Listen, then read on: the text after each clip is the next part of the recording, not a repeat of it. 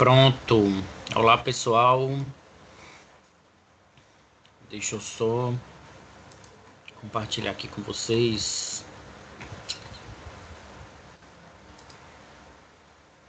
Pronto, acho que está compartilhando minha janela, de modo geral. Eu vou voltar nessa aula de carnes para vocês, né? Que a gente vai falar dela completamente e explicar todas as questões. Ou em forma de vídeo ou em uma aula presencial. Eu ainda vou ver como é que eu vou fazer isso em relação ao cronograma, porque eu ainda vou precisar faltar uma vez, mas eu vou ajustar isso com vocês adequadamente. Nesse processo, isso aqui é algo que nós já vimos lá em técnica dietética, que é o processo de conversão do músculo em carne, que é chamado de rigor mortis ou rigor mortis. O que eu quero chamar a atenção em tecnologia, que é o que a gente ainda vai falar, mas é interessante que vocês saibam os defeitos que podem acontecer. A primeira questão é o processo de sangria.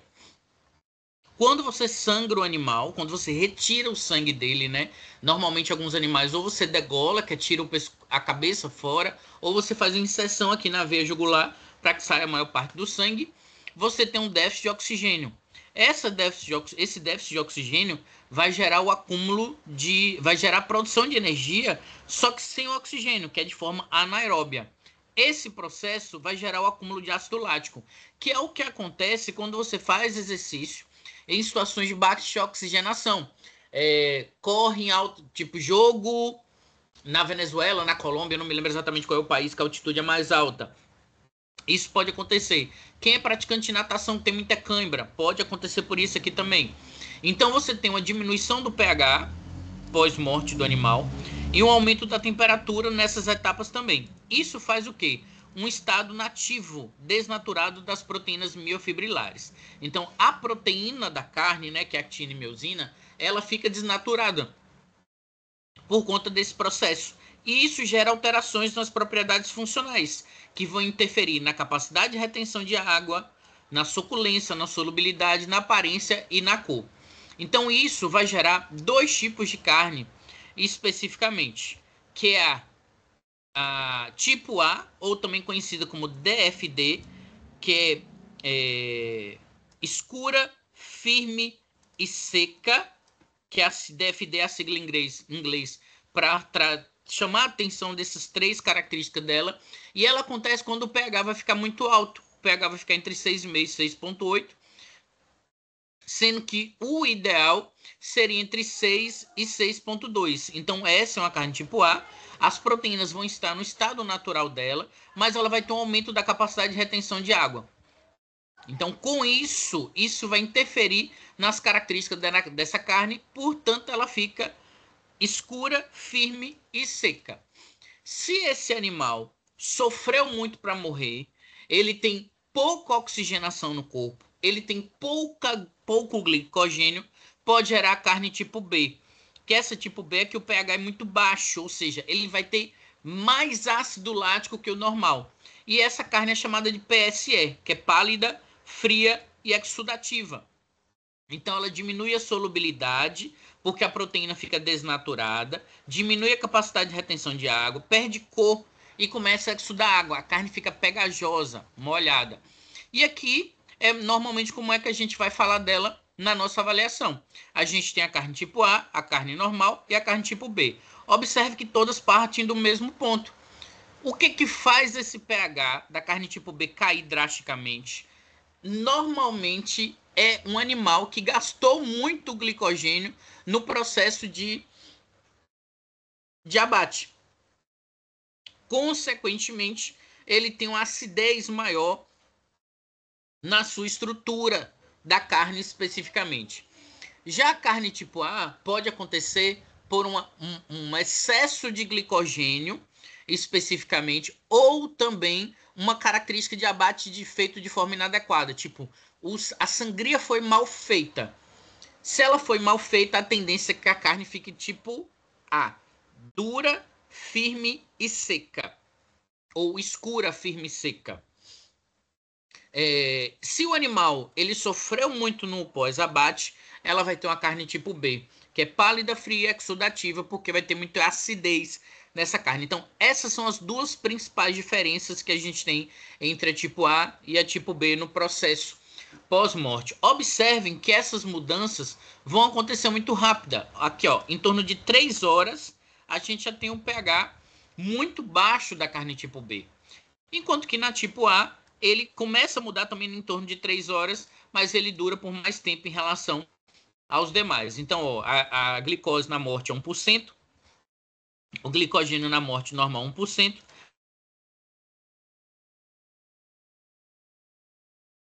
é 0,6 especificamente. Em 24 horas, todas elas chegam a 0,1%.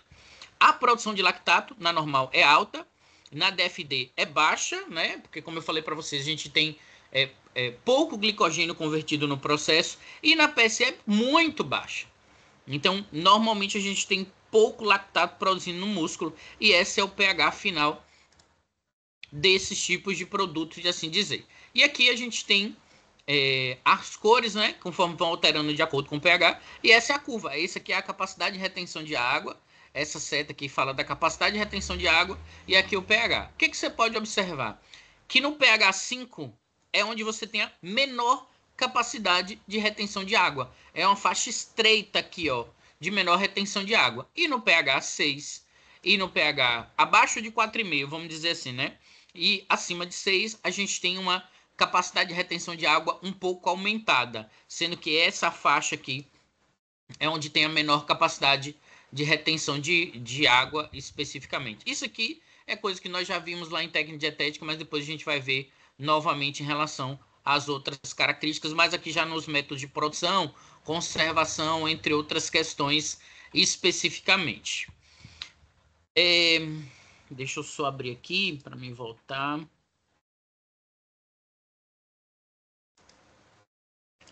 No nosso cronograma para me lembrar aqui.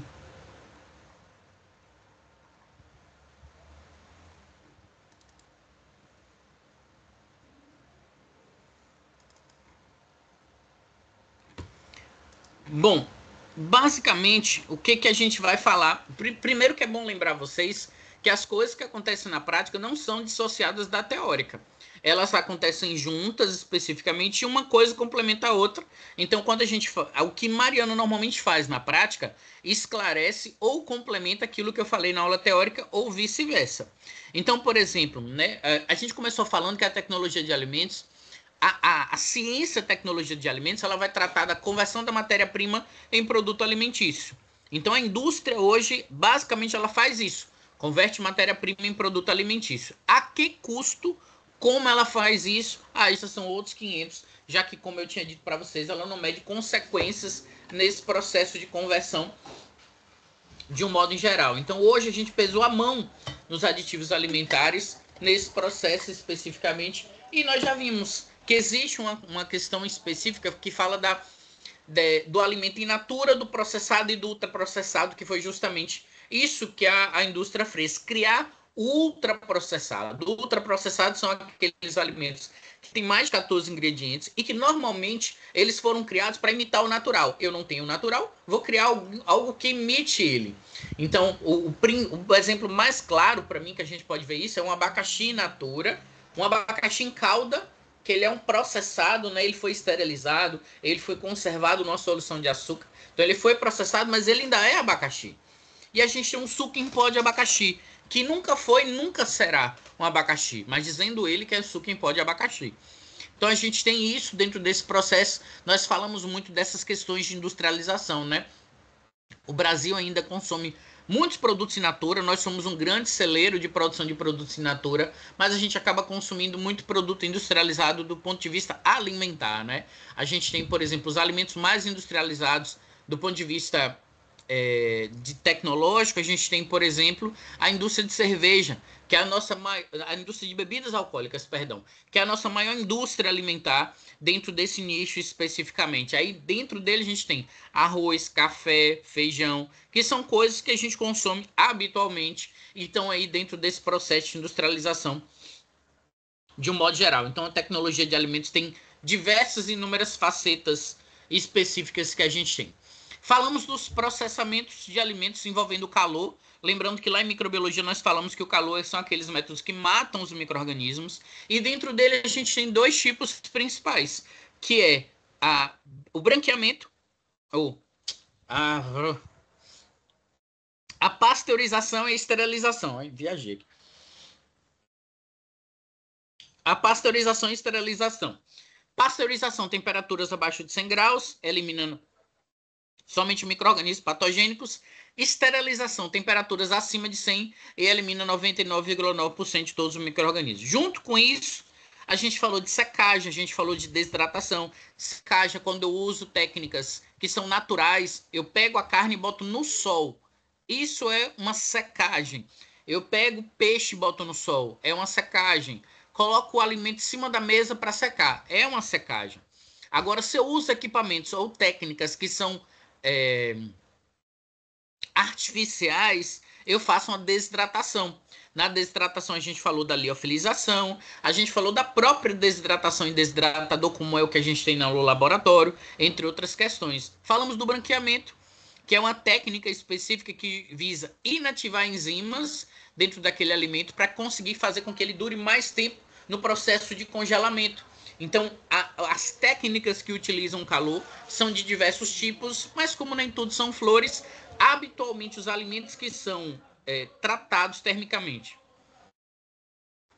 utilizando o calor, acabam perdendo muito valor nutricional, porque boa parte das substâncias presentes, principalmente quando a gente fala das vitaminas, elas são termoinstáveis. Então, no aquecimento, a gente acaba perdendo parte dessas vitaminas e outros subprodutos de modo geral. Já no frio, nós falamos de dois tipos, né? Que foi a refrigeração e o congelamento. A refrigeração ou resfriamento é uma técnica específica mais temporária. Em contrapartida, ela faz com que o alimento seja muito mais, como é que eu vou dizer assim, fique muito mais, não é saudável a palavra, mas mais parecido com o natural. Então, a técnica que a gente utiliza para manter as características originais daquele alimento. Normalmente, essa é a refrigeração. E o congelamento é uma técnica que eu busco para quando eu quero uma durabilidade maior. A gente tem alimentos que conseguem ficar congelados por 6 meses ou mais, mantendo as suas características originais. Obviamente que quando eu faço o congelamento rápido, que gera pequenos cristais de gelo, eu tenho uma característica melhor daquele alimento. Então a gente trata a partir dessas características específicas, porque na casa da gente normalmente a gente faz congelamento lento e esse alimento depois de congelado ele perde parte das características que ele tem nesse processo.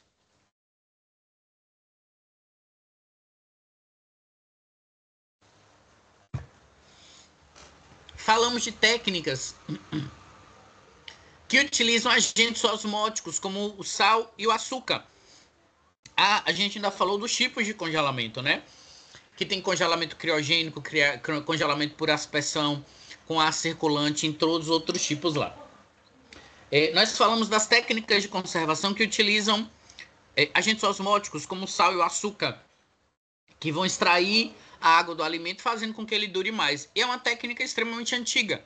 Antigamente não tinha geladeira, eu até comentei para vocês que geladeira é uma invenção muito jovem, apesar de estar presente praticamente na casa de quase todos os brasileiros, mas é uma invenção jovem, né? Nossas avós, nossas bisavós não tinham geladeira em casa, na sua grande maioria, a não ser que elas fossem bem bem financeiramente ou morassem na capital.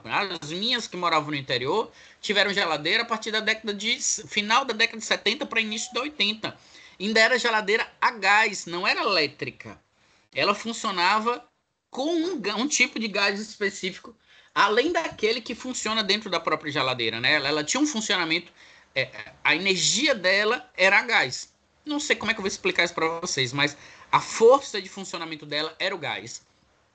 Para funcionar, para hoje a gente tem essas geladeiras hipermodernas que a gente tem hoje. Então a gente tem essas características, como a gente está falando aí, de técnicas que antigamente, quando não tinha geladeira, passava sal em tudo e botava para secar, ou se conservava dentro do açúcar, fazendo um doce, fazendo uma compota ou algo do tipo.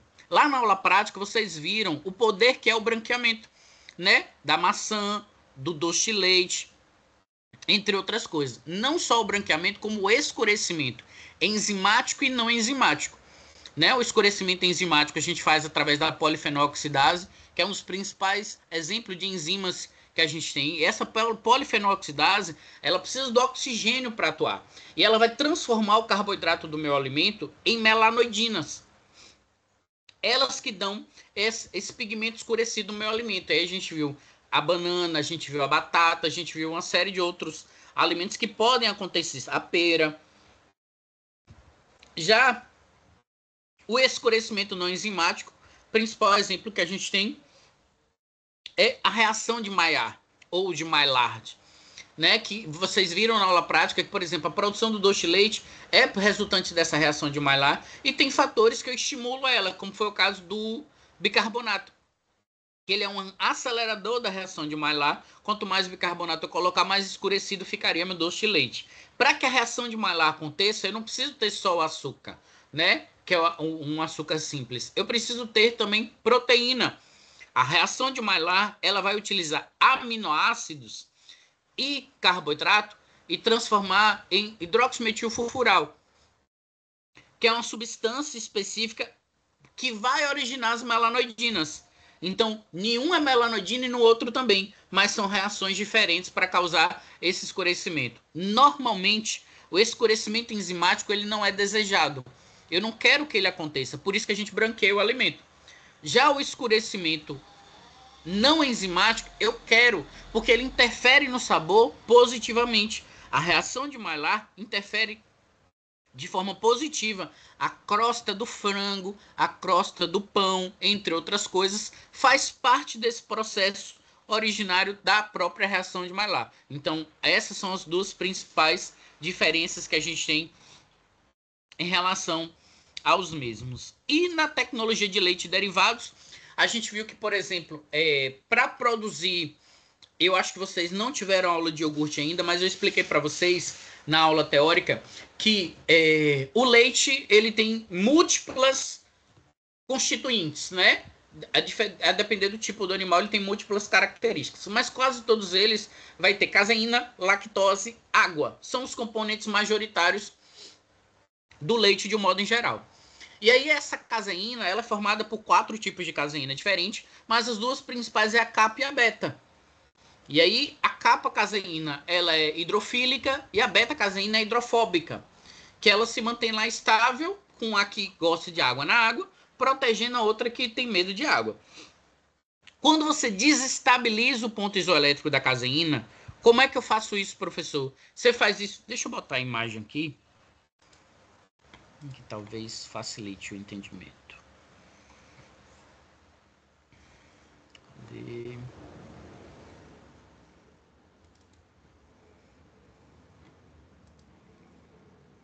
Aqui a imagem.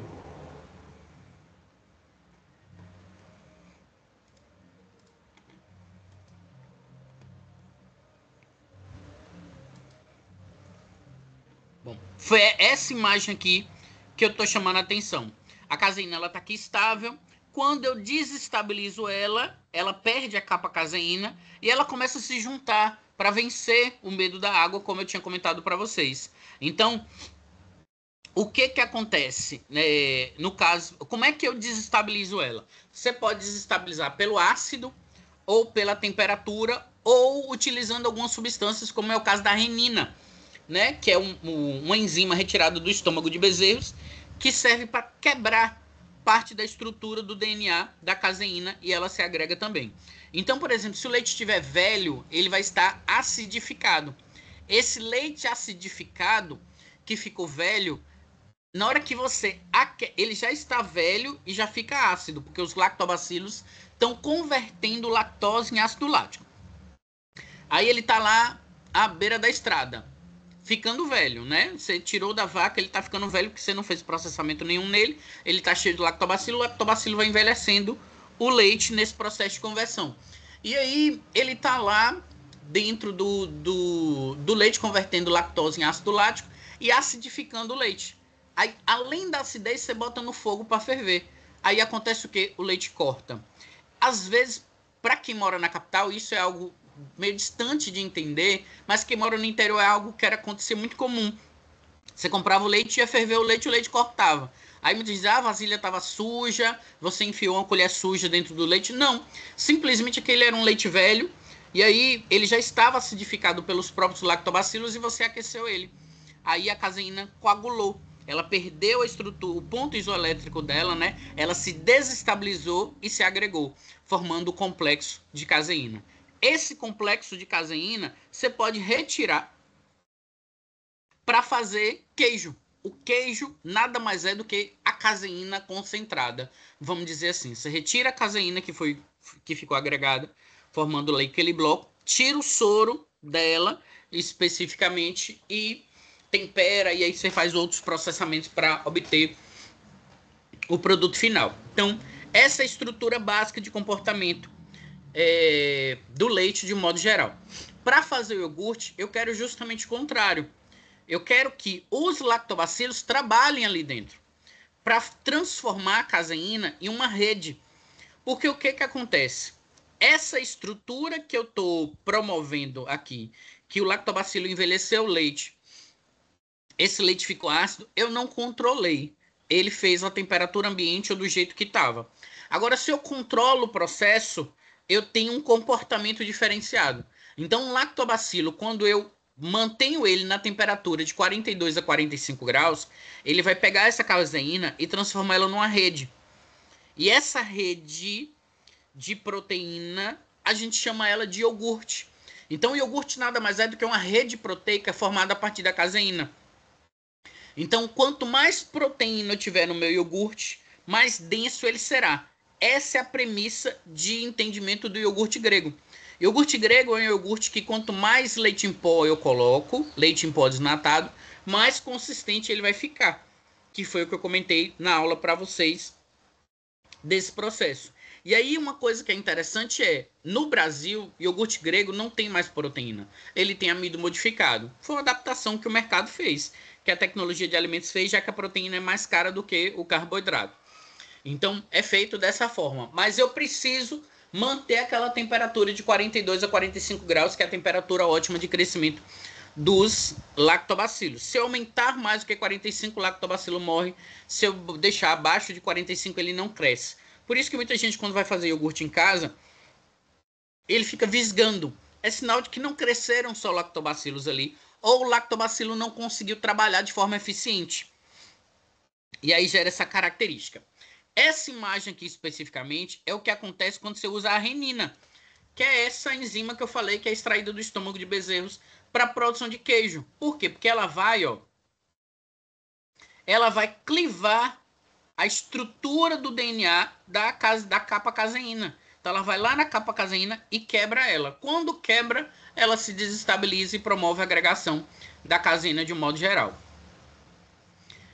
Quanto mais cálcio tiver o leite, mais consistente é o meu bloco, melhor é o queijo. Então, essas estruturas formadas a partir da caseína, dos seus subtipos e do cálcio, a gente vai ter iogurte de melhor qualidade em relação aos demais.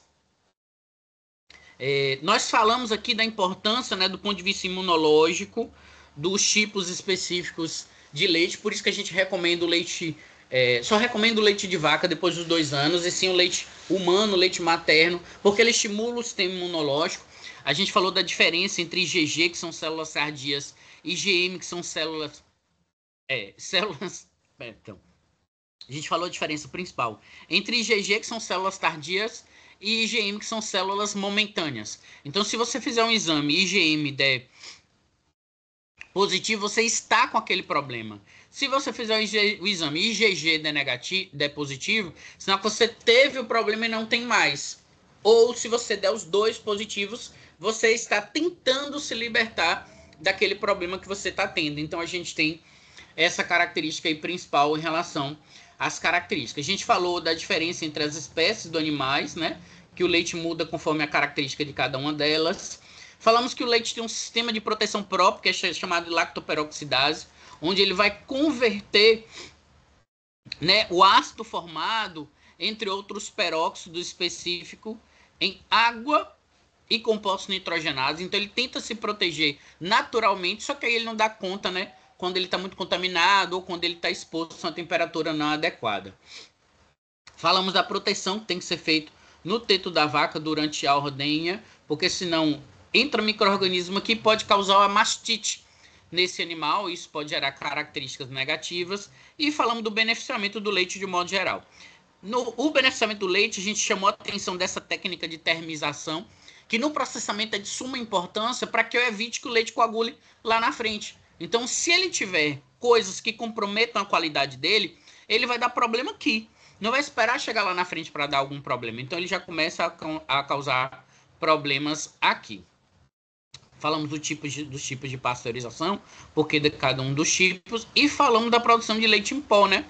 Dos tipos de leite em pó, especificamente, e falamos que esse é o processamento que ele tem, onde normalmente ele é feito ou nos cilindros de secagem, onde ele aqui é o leite concentrado, que entra em contato com esses cilindros que são aquecidos, aí o leite gruda no cilindro porque ele perde água, quando chega que ele acha uma espátula que arranca ele e aqui embaixo ele é processado. É o método mais antigo de produção. Hoje o método mais novo é através do spray dryer, que é o bicoatomizador. O leite concentrado é colocado aqui em cima e ele é pulverizado. É um sistema onde tem alta pressão e alta temperatura, e aí a água evapora o restante da água, ficando apenas 5% de água no pó que cai aqui na parte de baixo, no processo de produção de um modo geral. Então aqui eu deixei até um lembretezinho do que vocês precisam estudar para chegar nas características que a gente quer. Bom, pessoal, então basicamente é isso. Gente, eu não consigo sair do compartilhamento de novo.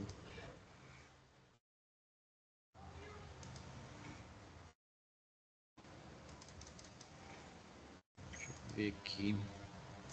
Bom, basicamente é isso. Muito obrigado pela atenção de todos vocês. Ótimos estudos. Qualquer coisa, vocês podem me procurar durante a semana, mas basicamente essa é a recomendação que a gente tem para vocês estudarem. Normalmente vocês sabem que as minhas avaliações têm muito focado em questões práticas, principalmente as abertas, né? São problemáticas do dia a dia, são exemplos práticos que a gente tem. E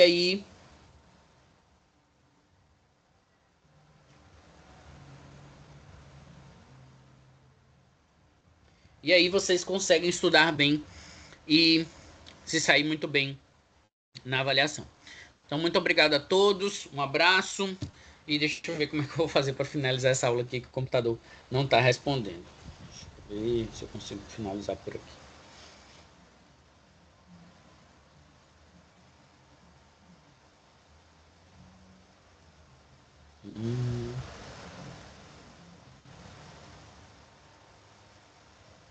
Parar a gravação.